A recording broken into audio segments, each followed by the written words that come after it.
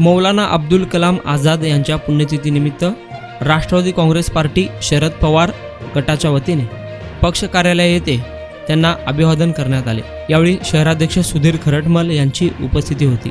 त्याचबरोबर युवक प्रदेश उपाध्यक्ष प्रशांत बाबर, युवक कार्याध्यक्ष सरफराज शेख, अल्पसंख्याक अध्यक्ष वारिस कुडले, युनुस मुर्शद, अतिक नदाफ, हबीब मसूद, शक्ती कटकदोण, गोविंद कांबळे, व्ही.डी. गायकवाड, प्राध्यापक राहुल बोळकोटे, फैयाज सय्यद, लाडजी नदाफ, राजाभाऊ जाधव, लक्ष्मण भोसले, प्रवीण वाडे, रामप्रसाद शागालोलू, सुनील इंगळे, सूर्यकांत शेरखाने, सूर्यकांत शिवशरण आदी कार्यकर्ते पदाधिकारी उपस्थित होते। काँग्रेस पार्टी शरदचंद्रजी पवार पक्षाच्या वतीने थोर स्वातंत्र्य सेनानी, देशाचे पहिले शिक्षण मंत्री मौलाना अबुल कलाम आझाद यांच्या पुण्यतिथीनिमित्त अभिवादन करण्यात येत आहे।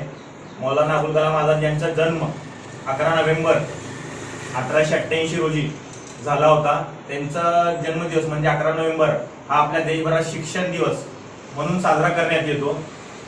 मौलाना आझाद यांचं आयुष्य जर आपण बघितलं तर ते गांधी विचाराचे नेते होते।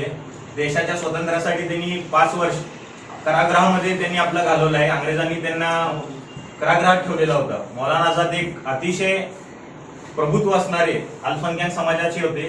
त्यांनी अनेक भाषांवर त्यांचा प्रभुत्व होता। उर्दू असेल, फारसी असेल, हिंदी असेल, इंग्लिश असेल, अशा अनेक भाषांवर त्यांचा प्रभुत्व होता।